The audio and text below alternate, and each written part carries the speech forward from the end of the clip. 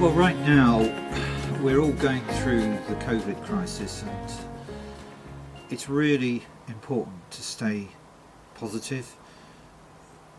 But how do we do that when the news is so dramatic every day and the stakes are so high?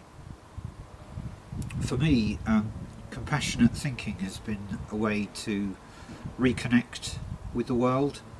I think we can all help each other by making time to really listen to the people around us and show solidarity, make it clear that we understand their fears.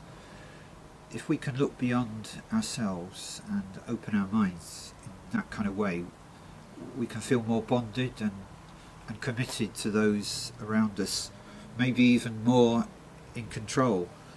In practice, this means making extra effort to check in with friends, relatives and work colleagues, and allowing them to share their feelings. See if they need any immediate help, maybe setting up some medium and long-term treats you could look forward to together.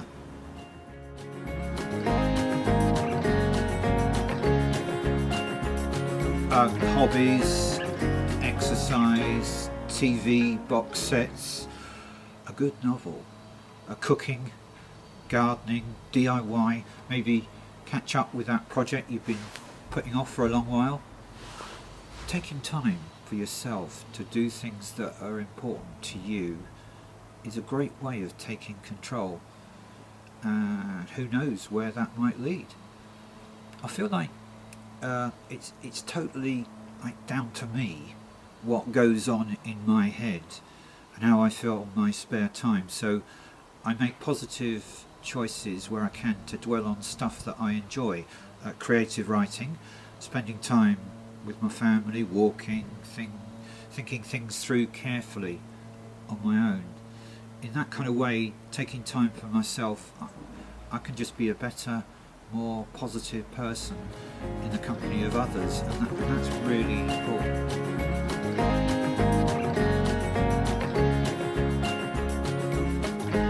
Yeah, any way we can. The rules have completely changed. Suddenly we're not face to face in the way that we are used to, but technology has come to the fore. We can use text, Teams, email, WhatsApp, and all kinds of other ways of staying up to date with friends and family and colleagues. Failing that, we can even send old-fashioned letters and cards through the post. Just a kind word or two can work wonders. We really should bear in mind that there are people in our lives who don't have access to this technology, though, and find other COVID-safe ways to show them that we still care. As a last resort, we can wave through the window. Christmas is going to be quite interesting this year.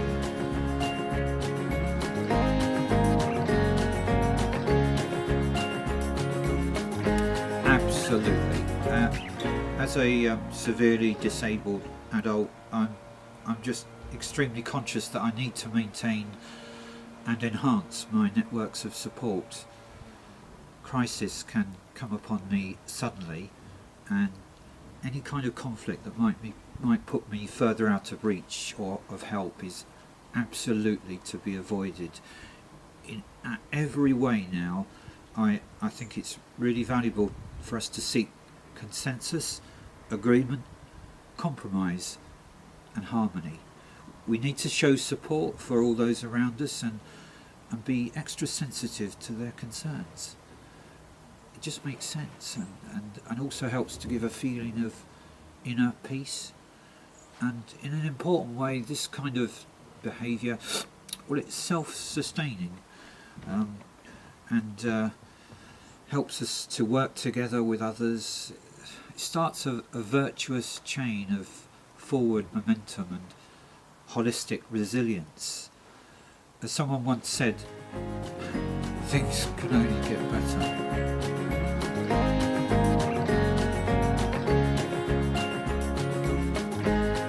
Well, I've cut out all negative reactions as far as I can. I'm staying calm. I'm being grateful for what I have. Every day I'm keeping in mind my key objectives, which are to sustain my mental health and show love for my family. If I feel stressed, I think about how a third party might view my situation and see positives. I'm constantly looking for ways to improve my life, connecting with new allies online, and I'm focusing on showing kindness to everyone around me, to encourage and see common objectives.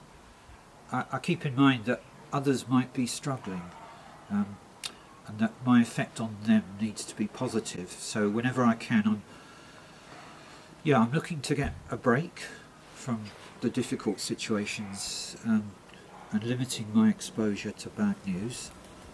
Following football, getting fresh air, watching great TV drama, seeing my children who are both at university.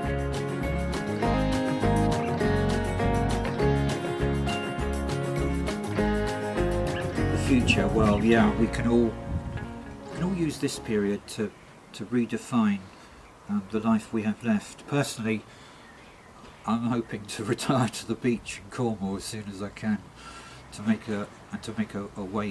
a way to make that happen. I've realised that this life is short, and I've had my chances and some great times, but I'd like to soon make a geographical and spiritual move.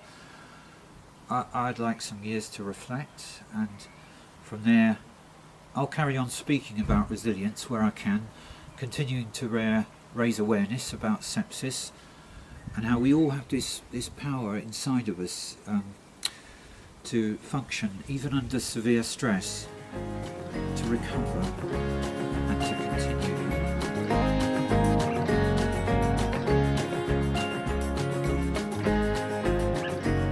Where can people get help? From a family member, someone you trust, and there are many mindfulness resources available online. My favourite one for relaxation, better sleep and meditation is called www.headspace.com. We just need to take one day at a time, really. Keep in mind that self-compassion and showing self support for others, it's really, really crucial. I've been so grateful to maintain my role at Land's End. I remember the first time I turned up at the interview, and I thought nobody would employ me, and Land's End took a chance on me, and I'm 13, 15 years on from that, I think, and I've been so grateful to be part of the Land's End family, and looking forward to a few more years yet. Take care, everybody. Good night.